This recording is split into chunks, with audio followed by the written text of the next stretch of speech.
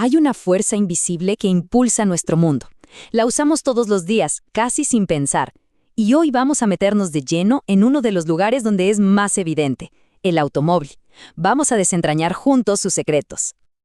Esa es la gran pregunta, ¿no? Parece algo mágico. Es un proceso increíble que sucede en una fracción de segundo cada vez que se gira la llave. Y para entenderlo, vamos a ir directo a los principios básicos de la electricidad automotriz.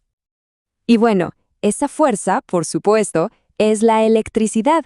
En su nivel más fundamental, como lo explica el Manual de Mecánica del Ejército de EU, todo, absolutamente todo, se reduce al movimiento controlado de unas partículas diminutas llamadas electrones.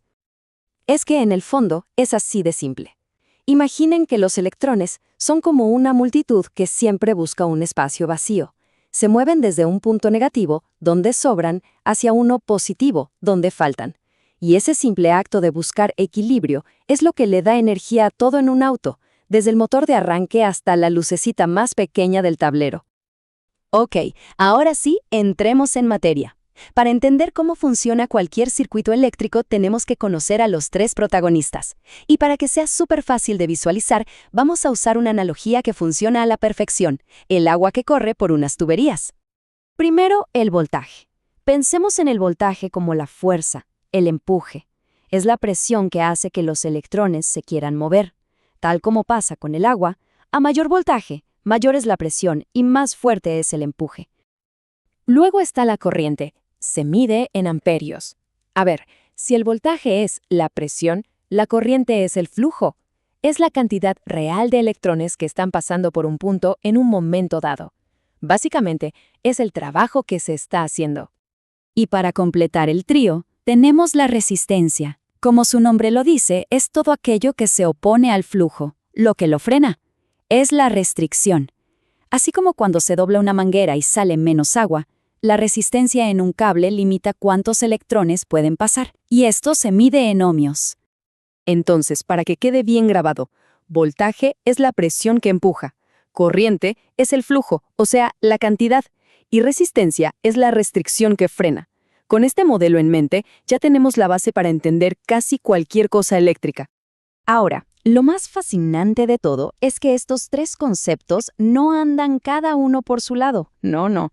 Están conectados por una regla súper elegante, simple y poderosa, que se conoce como la ley de Ohm. Y la fórmula es esta maravilla de la simplicidad. El voltaje es igual a la corriente multiplicada por la resistencia.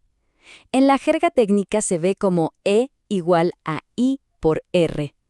¿Qué significa esto? Pues que si conocemos dos de estos valores, siempre, pero siempre podemos calcular el tercero. Es la matemática que hace que todo el sistema tenga sentido. A ver, pongamos esto a prueba con un ejemplo real del manual. Tenemos un faro, sabemos su resistencia y sabemos cuánta corriente necesita para encender. Con la ley de Ohm podemos averiguar exactamente qué voltaje se requiere. Y ahí lo tenemos, 12 voltios. No es un número al azar. Si aplicamos la fórmula, es clarísimo. 4 amperos de corriente por 3 ohmios de resistencia nos da exactamente 12 voltios. Por eso es que la mayoría de los sistemas de los autos funcionan con ese voltaje. Bien, ya entendemos la energía y las reglas que la gobiernan.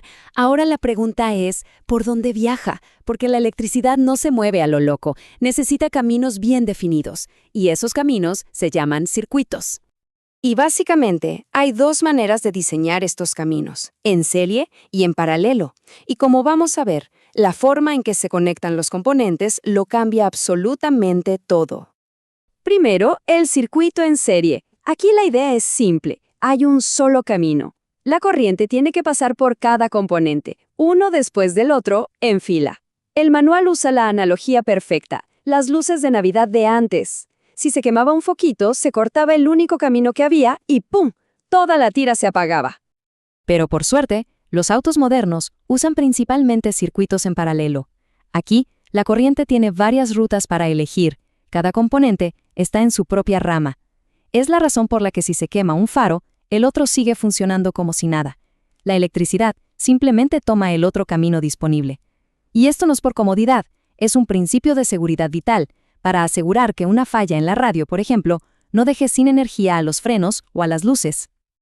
Ok, hemos visto cómo fluye la electricidad, por dónde fluye y qué regla sigue. Pero, ¿de dónde sale toda esa energía en primer lugar? Antes de que el motor arranque, la chispa inicial viene del corazón químico del auto, la batería. Y aquí está la clave. La batería no crea energía, la transforma. Es como un almacén. Guarda energía potencial en forma de una reacción química y cuando se la necesita, la libera como un flujo de electrones. Es la que da ese empujón de voltaje inicial para que todo empiece a moverse. Y para que nos demos una idea de la potencia química que hay allá adentro, el manual del ejército lo deja clarísimo con esta advertencia, así, en mayúsculas. Es una regla de oro al manipular el electrolito de la batería, y nos recuerda la enorme energía que está concentrada en esa pequeña caja.